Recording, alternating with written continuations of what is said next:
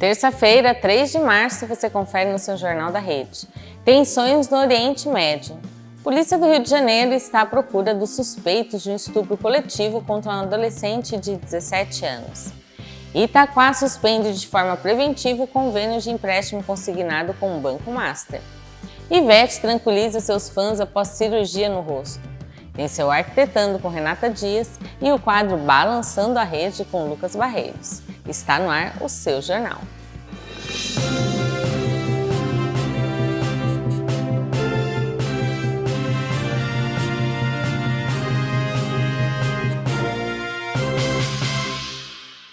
A Embaixada dos Estados Unidos em Riad, na Arábia Saudita, foi atingida por 2 drones nesta terça. O ataque provocou um incêndio no local, mas a representação americana confirmou que o prédio estava vazio e não há registro de vítimas. O episódio ocorre no momento em que o Irã intensifica a campanha contra países do Golfo que abrigam bases militares dos Estados Unidos. Questionado sobre uma possível retaliação, o presidente Donald Trump respondeu que o mundo, abre aspas, vai ver. Fecha aspas. O governo americano emitiu um alerta urgente para que seus cidadãos na Arábia Saudita busquem abrigo imediatamente. Enquanto isso, a França mobilizou caças Rafale nos Emirados Árabes para proteger aí suas próprias bases navais e aéreas de novas ofensivas iranianas. No Irã, o conflito atinge alvos estratégicos e civis. O exército de Israel afirmou ter bombardeado o complexo presidencial e a sede do Conselho Supremo de Segurança Nacional em Teherã. Já a ONU pediu uma investigação sobre um ataque a uma escola de meninas no sul do Irã que teria deixado 150 estudantes mortas. O governo americano negou ter atacado a escola deliberadamente e Israel diz que investiga aí o incidente. A crise também coloca à prova as relações no BRICS. Enquanto o Brasil, China e Rússia condenaram oficialmente a ofensiva de Estados Unidos e Israel, outros membros do bloco, como Índia e Arábia Saudita, preferiram condenar apenas os ataques do Irã contra as bases do Golfo.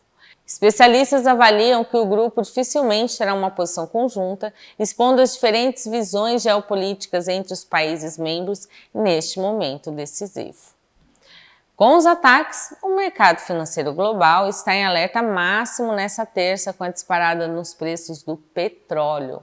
O barril do tipo Brent chegou a subir mais de 7%, atingindo a marca dos $83. A alta foi impulsionada pelo anúncio do Irã de que o estreito em Hormuz está oficialmente fechado. Em um comunicado agressivo, a Guarda Revolucionária Iraniana ameaçou incendiar qualquer navio que tente atravessar a rota em retaliação à morte do líder supremo Ali Khamenei. O estreito é considerado a passagem mais importante do mundo para o setor de energia, sendo responsável por 1/5 de todo o petróleo comercializado no planeta.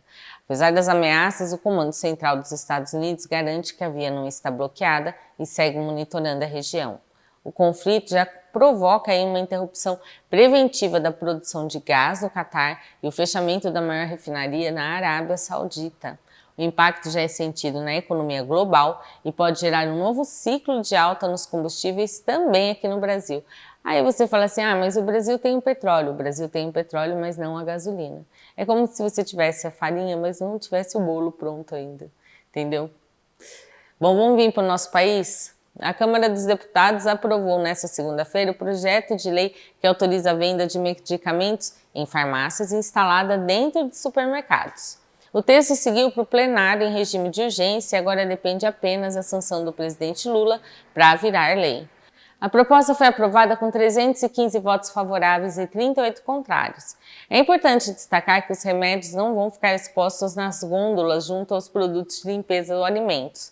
A comercialização deverá ocorrer exclusivamente em farmácias ou drogarias montadas no interior dos estabelecimentos com espaço físico separado em conformidade com as normas da Anvisa.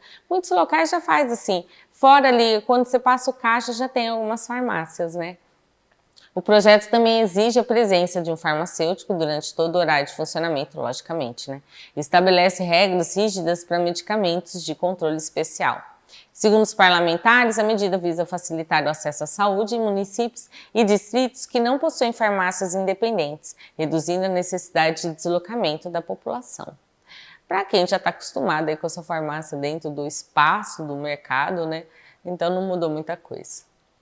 A polícia do Rio de Janeiro está à procura de 4 suspeitos de um estupro coletivo contra uma adolescente de 17 anos.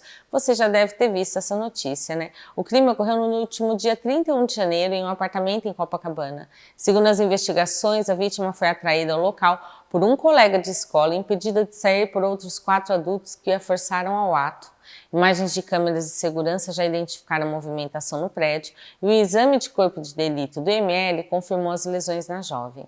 Em um relato emocionante, a mãe da vítima disse que a filha chegou a ter pensamentos de desistir da vida por culpa e vergonha, mas que agora recebe apoio para entender que não teve responsabilidade pelo ocorrido.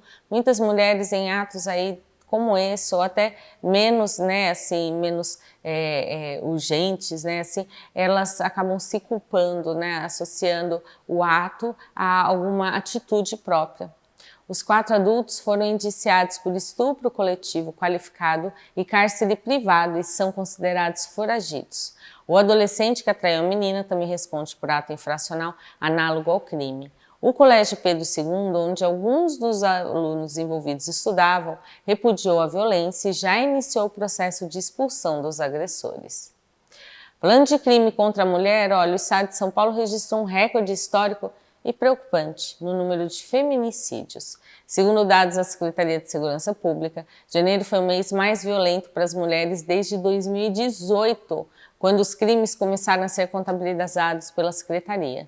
Foram 27 mortes registradas em apenas 31 dias, quase uma morte por dia, gente, o que representa uma média de quase esse assassinato aí, tão assim, impactante para a sociedade. Os números revelam uma escalada contínua da violência de gênero. Para se ter uma ideia, em janeiro de 2018 foram registrados 5 casos, número que mais do que quintuplicou neste ano. Além das mortes, outros indicadores também subiram. Os registros da ameaça passaram de 8.700 para 9.600 casos. Já as ocorrências de lesão corporal subiram de 6.000 para 7.500 registros. Casos recentes chocaram a opinião pública, como a morte de uma mulher a facadas dentro de um shopping em São Bernardo do Campo e um assassinato por asfixia na zona leste da capital. A SSP reforça a importância de denúncias pelo telefone 180 para tentar frear o crescimento desses crimes que atingem todas as regiões do estado. A gente sabe também que hoje em dia as pessoas têm tido mais coragem de denunciar, né? Por isso tem um crescimento. Mas, nossa, com relação a 2018 é um número muito alarmante. Vamos vir para o nosso Alto Tietê? A Guarda Civil Municipal de Guarulhos prendeu 6 homens por violência doméstica e descumprimento da medida protetiva durante o último final de semana. Continuando a falar de violência contra a mulher, né? As prisões ocorreram entre sexta e a madrugada desta segunda em diversos pontos da cidade, como Vila Tijuco, Jardim Maia e São João. De acordo com a corporação, as ocorrências foram atendidas com rapidez pelo 153. Os casos foram encaminhados à delegacia e os suspeitos permanecem à disposição da Justiça.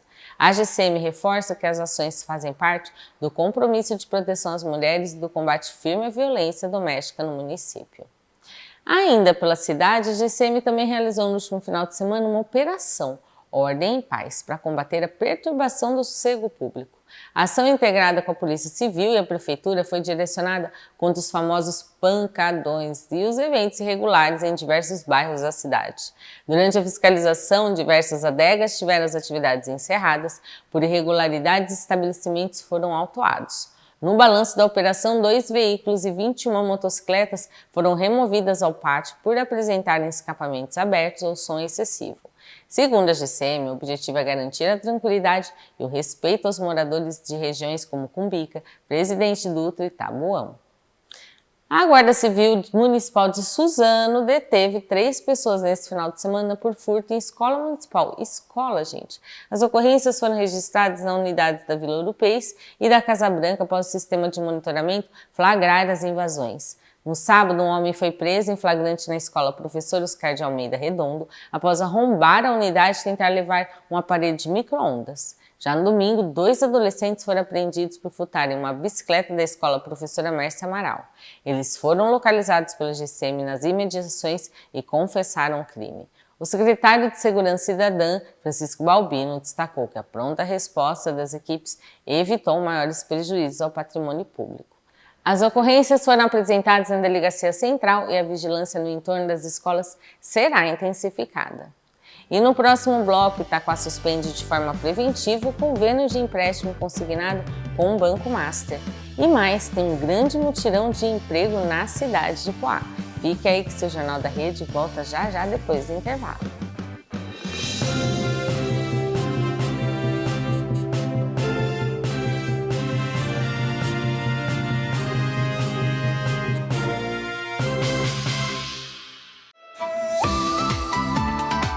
O sol não perdoa. E nos dias mais quentes do ano, seu corpo pede por algo que devolva a energia sem pesar na rotina. Você não quer apenas comer, você quer se sentir renovado. Conheça o segredo da máxima refrescância para o seu verão, Moyashi Goro. O Moyashi Goro é o ápice da pureza. Cultivado de forma totalmente hidropônica, ele cresce sem qualquer contato com a terra. É um processo limpo, onde cada broto se desenvolve apenas com o que a natureza tem de melhor. Água fresca e cristalina. Sem aditivos, sem conservantes e sem truques. É a vitalidade da água transformada em alimento. Esqueça das saladas comuns. Estamos falando de uma explosão de textura. É o estalo da crocância absoluta que transforma cada refeição em um momento de prazer real. O Moyashi Goro traz aquele frescor que parece hidratar a alma a cada mordida. Mas não é só sobre sabor não, é sobre inteligência nutricional. Este é um alimento vivo, rico em fibras, carregado de vitaminas e com um mínimo de calorias. É o combustível puro que o seu corpo exige para manter o ritmo, fortalecendo a saúde enquanto você aproveita o melhor da estação. Neste verão, não aceite o básico, eleve o nível do seu prato com a segurança de um cultivo impecável. Escolha o vigor, escolha a leveza. Moyashi Goro, a definição definitiva de crocância. Procure hoje mesmo no setor de hortifruti. Goro, fazendo sempre o melhor para você.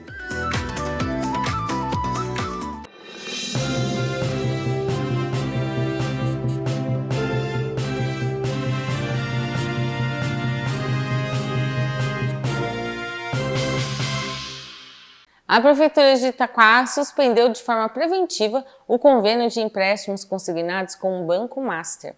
A decisão foi tomada após a instituição financeira se tornar alvo de uma investigação da Polícia Federal por suspeitas de fraude, desvio de recursos e interferência em decisões regulatórias. Tem acontecido tanta coisa que o Banco Master parece que ficou em segundo plano, mas ele continua em investigação, viu? O acordo estava em vigor desde setembro de 2024, mas agora novos contratos estão proibidos no município. Já os descontos que estão em andamento passam por uma avaliação jurídica da Prefeitura para definir as próximas medidas administrativas. O caso ganhou repercussão nacional e é considerado pelo Ministério da Fazenda como uma das maiores fraudes bancárias do país. Além da Polícia Federal, o Banco Central e o Supremo Tribunal Federal também apuram o escândalo que envolve valores bilionários. Em Itaquá, a administração municipal reforça que a medida visa proteger o patrimônio e os rendimentos dos servidores públicos diante das incertezas sobre a saúde financeira do banco. Ainda pela cidade, uma família denuncia falta de assistência no Hospital Santa Marcelina após um paciente de 53 anos deixar a unidade sem alta médica, simplesmente se foi. O homem havia passado por 2 cirurgias para conter uma hemorragia e estava desorientado quando saiu sozinho da instituição. Segundo o relato do filho, o paciente caminhou cerca de 4 quilômetros em estado frágil até conseguir pedir ajuda para entrar em contato com os parentes. A família afirma que o hospital não comunicou a evasão e que, ao questionarem a falta de segurança, teriam ouvido que o local não é uma cadeia. Abre aspas, né?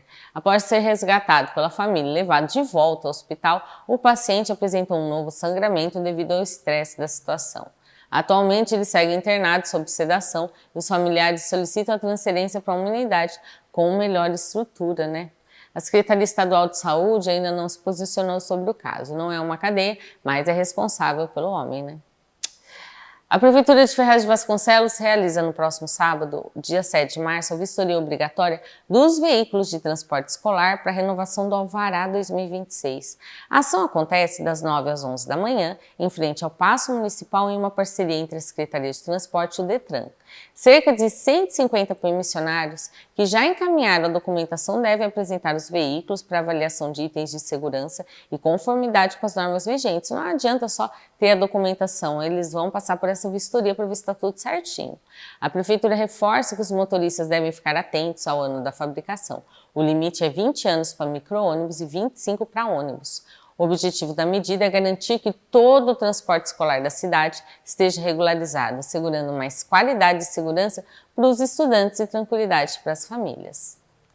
A Prefeitura de Ipoá realiza nesta quinta, dia 5 de março, um grande mutirão de emprego, mais de 1.500 vagas imediatas. O evento reúne oportunidades em diversas áreas, incluindo vagas exclusivas para PCD.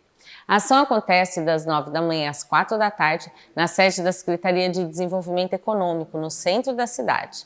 Os interessados devem comparecer com RG, CPF e carteira de trabalho, além de levar um currículo impresso. Segundo a secretária Jerusa Reis, em muitos casos o candidato já pode sair do local com encaminhamento para a contratação, então vale muito a pena, vamos participar, hein? Agora vamos àquele momento do seu jornal que a gente tem acertado, você aí de casa. É a previsão do tempo, né? Em Suzano, a quarta-feira começa com céu parcialmente nublado e tempo fresco. No decorrer do dia, temos uma elevação nos termômetros sem previsão de chuva. Mínima de 16 graus e máxima de 26. Em Santa Isabel, o dia se mantém nublado com previsão de chuva fraca pela manhã. Mínima de 16 graus e máxima de 27 graus. Você trabalha de home office? Se trabalha, está precisando de dicas para deixar o seu cantinho mais organizado e aconchegante? Renata Dias traz dicas para você. Renata, é com você.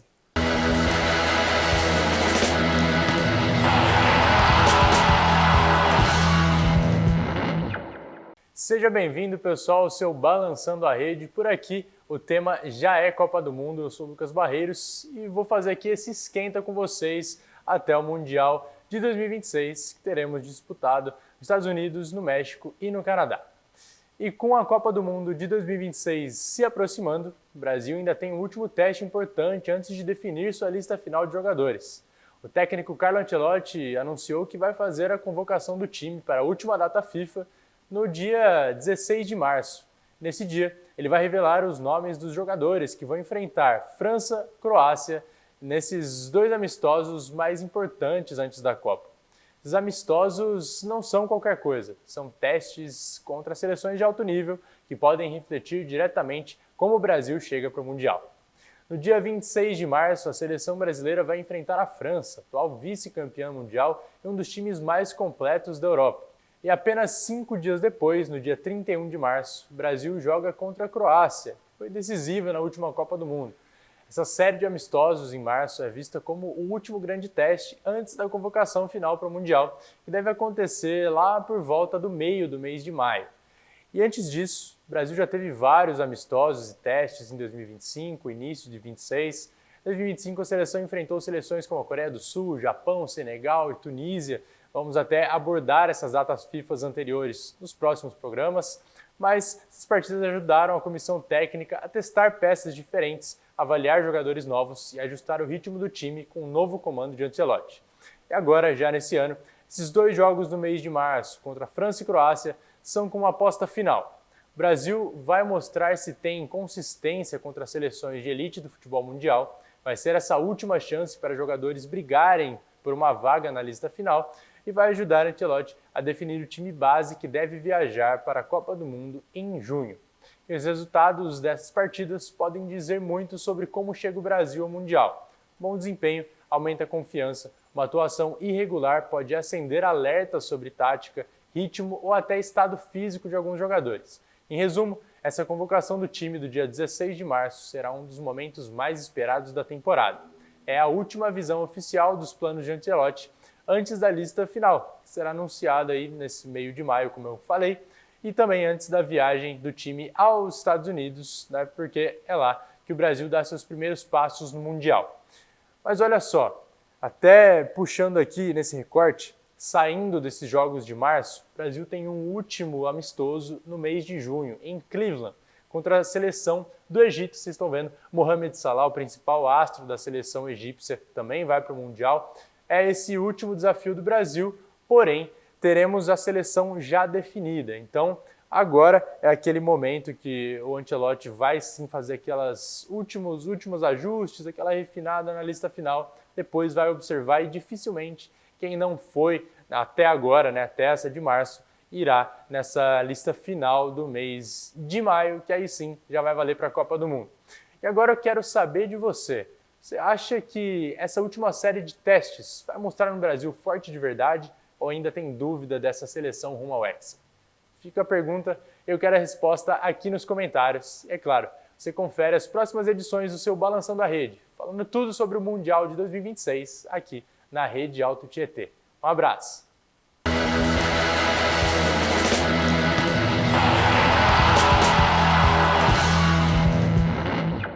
E no próximo bloco, Ivete tranquiliza seus fãs após cirurgia no rosto.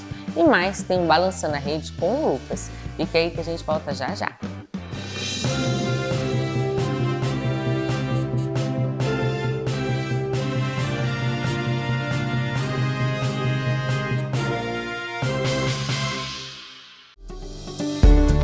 Olá, sou o Padre Luiz Alberto Hidalgo, pároco da Paróquia Santa Rita. Estou entrando em contato com você, fiel e devoto da nossa padroeira Santa Rita de Cássia, a Santa das Causas Impossíveis. Em nossa paróquia temos uma réplica do corpo incorrupto de Santa Rita de Cássia, a única réplica aqui em São Paulo. Por isso que queria vir convidar você para crescer na sua fé, conhecer a nossa imagem e realmente poder alcançar essas graças que você tanto está precisando para pedir para Deus, por intercessão de nossa padroeira Santa Rita de Cássia.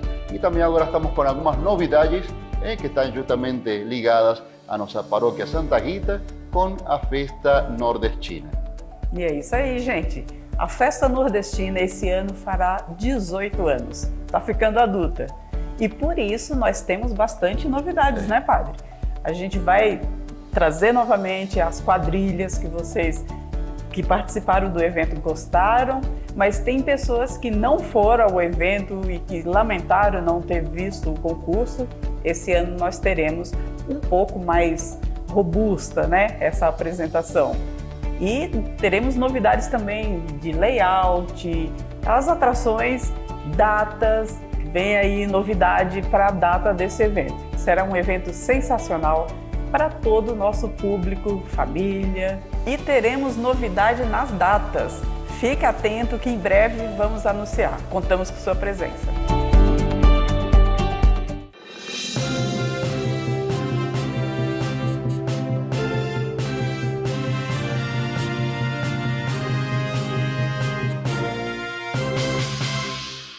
A cantora Ivete Sangalo usou as redes sociais nesta segunda-feira para tranquilizar os fãs após passar por uma cirurgia no rosto em São Paulo. A artista sofreu uma queda no banheiro da sua casa em Salvador, na última quarta-feira após um desmaio provocado por uma condição chamada vasovagal. Na queda, que eu acho que foi pior do que a condição que aconteceu com ela, Ivete fraturou 2 ossos na altura da maçã do rosto e precisou de um procedimento cirúrgico no Hospital Sírio-Libanês para reconstruir a estrutura original. A cantora explicou que o mal-estar foi causado por uma combinação de estresse, cansaço pós-carnaval e desidratação. Mesmo com o olho roxo e o rosto inchado, Ivete manteve alguns compromissos profissionais no final de semana após a liberação médica e aproveitou para alertar os seguidores sobre a importância de cuidar da saúde mental e física. Ela segue em recuperação e afirmou que o episódio foi um livramento. 30 anos após o trágico acidente que comoveu o Brasil, as famílias dos integrantes dos Mamonas Assassinas inauguraram nesta segunda um memorial em homenagem à banda no cemitério Primaveras em Guarulhos. Inclusive, eu falei aqui no jornal, né? A cerimônia foi marcada pela emoção e ao som de uma versão do violino do clássico Pelados em Santos. O novo espaço, chamado Jardim Bioparque Memorial, terá os 5 jacarandás que representam Dinho, Bento, Samuel, Júlio e Sérgio. As cinzas dos músicos serão transformadas em árvores em um gesto simbólico de renovação. Durante a exumação dos corpos, uma jaqueta de nylon do vocalista Dinho e um urso de pelúcia do guitarrista Bento foram encontrados praticamente intactos e devem integrar o acervo do memorial. A mãe de Dinho, Célia Alves, afirmou que a saudade não passa, mas que o memorial será um local maravilhoso para os fãs ficarem mais pertinho dos seus ídolos. O espaço será aberto ao público nesta quarta. E para relembrar a trajetória do grupo, uma emissora exibiu ontem o documentário Mamonas, Eu Te Love You, com depoimentos exclusivos e imagens inéditas. Ainda por Guarulhos, olha, o Bosque Maia promove no próximo sábado uma manhã de observação de pássaros aberta ao público. A atividade gratuita começa às 7 da manhã e consiste em uma caminhada pela área de Mata Atlântica do parque para identificar espécies como sabiás, pica-paus e jacus. Os interessados devem fazer uma inscrição prévia pelo e-mail cea@guarulhos.sp.gov.br ou também pelo telefone, o 2475-9848. Não é preciso equipamento especial, mas a equipe de educação ambiental recomenda o uso de roupas confortáveis e repelente. O ponto de encontro será no Centro de Educação Ambiental, no final da via principal do bosque. E o prefeito de Suzano, Pedro Iste, oficializou nesta segunda a nomeação de William Harada como novo secretário municipal de saúde. Harada substitui Diego Ferreira, que esteve à frente da pasta nos últimos 2 anos e agora se dedicará a projetos na área da clínica médica. O novo secretário é nascido em Suzano e traz na bagagem uma longa experiência de gestão pública, com passagens pelas prefeituras de Mogi, Itaquá, Poá e Cotia. Durante o anúncio, o prefeito enalteceu o currículo do novo titular e destacou que Harada terá pela frente entregas importantes, como a UPA de Palmeiras e o Hospital Federal. Em sua fala de posse, William Harada agradeceu a confiança e afirmou estar honrado com a oportunidade de trabalhar pela saúde da população suzanense. O Fundo Social de Solidariedade de Arujá abriu nesta segunda as inscrições para o Casamento Comunitário 2026. Ao todo, são 35 vagas que estão disponíveis para casais da cidade que buscam realizar o sonho do matrimônio. Olha, mas tem uns pré-requisitos aí, olha. Os interessados devem morar em Arujá há pelo menos 1 ano, possuir cadastro único atualizado e ter renda mensal de até 2 salários mínimos. As inscrições podem ser feitas até o dia 30 de março em uma das unidades do CRAS, nos bairros Cerejeiras, Barreto ou no centro. Essa é uma grande oportunidade para os pombinhos arujaenses realizarem aí a sua união com todo o apoio. Agora o Lucas traz novas atualizações sobre tudo o que está acontecendo na Copa do Mundo. Fica agora com o quadro Balançando a Rede.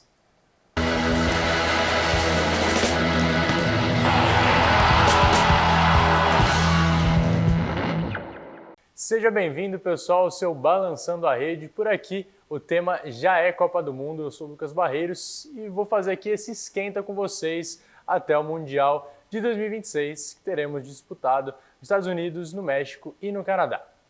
E com a Copa do Mundo de 2026 se aproximando, o Brasil ainda tem um último teste importante antes de definir sua lista final de jogadores. O técnico Carlo Ancelotti anunciou que vai fazer a convocação do time para a última data FIFA no dia 16 de março. Nesse dia, ele vai revelar os nomes dos jogadores que vão enfrentar França, Croácia, nesses 2 amistosos mais importantes antes da Copa. Esses amistosos não são qualquer coisa, são testes contra seleções de alto nível que podem refletir diretamente como o Brasil chega para o Mundial. No dia 26 de março, a seleção brasileira vai enfrentar a França, atual vice-campeã mundial e um dos times mais completos da Europa. E apenas 5 dias depois, no dia 31 de março, o Brasil joga contra a Croácia, que foi decisiva na última Copa do Mundo. Essa série de amistosos em março é vista como o último grande teste antes da convocação final para o Mundial, que deve acontecer lá por volta do meio do mês de maio. E antes disso, o Brasil já teve vários amistosos e testes em 2025, início de 2026. Em 2025, a seleção enfrentou seleções como a Coreia do Sul, Japão, Senegal e Tunísia. Vamos até abordar essas datas FIFA anteriores nos próximos programas, mas essas partidas ajudaram a comissão técnica a testar peças diferentes, avaliar jogadores novos e ajustar o ritmo do time com um novo comando de Ancelotti. E agora, já nesse ano, esses 2 jogos do mês de março contra França e Croácia são com uma aposta final. O Brasil vai mostrar se tem consistência contra as seleções de elite do futebol mundial, vai ser essa última chance para jogadores brigarem por uma vaga na lista final e vai ajudar Ancelotti a definir o time base que deve viajar para a Copa do Mundo em junho. E os resultados dessas partidas podem dizer muito sobre como chega o Brasil ao Mundial. Bom desempenho aumenta a confiança, uma atuação irregular pode acender alertas sobre tática ritmo ou até estado físico de alguns jogadores. Em resumo, essa convocação do time do dia 16 de março será um dos momentos mais esperados da temporada. É a última visão oficial dos planos de Ancelotti antes da lista final, que será anunciada aí nesse meio de maio, como eu falei, e também antes da viagem do time aos Estados Unidos, né, porque é lá que o Brasil dá seus primeiros passos no Mundial. Mas olha só, até puxando aqui nesse recorte, saindo desses jogos de março, o Brasil tem um último amistoso no mês de junho, em Cleveland, contra a seleção do Egito. Vocês estão vendo, Mohamed Salah, o principal astro da seleção egípcia, também vai para o Mundial. É esse último desafio do Brasil, porém, teremos a seleção já definida. Então, agora é aquele momento que o Ancelotti vai sim fazer aqueles últimos ajustes, aquela refinada na lista final, depois vai observar e dificilmente quem não foi até agora, né, até essa de março, irá nessa lista final do mês de maio, que aí sim já vai valer para a Copa do Mundo. E agora eu quero saber de você. Você acha que essa última série de testes vai mostrar um Brasil forte de verdade ou ainda tem dúvida dessa seleção rumo ao Hexa? Fica a pergunta, eu quero a resposta aqui nos comentários. E é claro, você confere as próximas edições do seu Balançando a Rede, falando tudo sobre o Mundial de 2026 aqui na Rede Alto Tietê. Um abraço!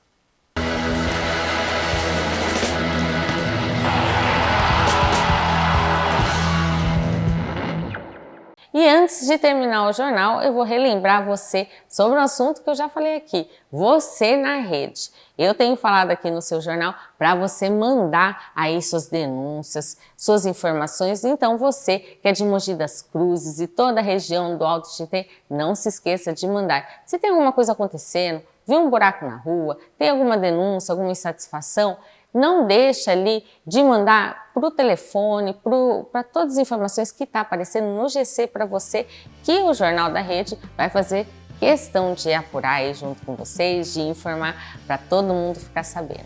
Uma ótima noite, até amanhã.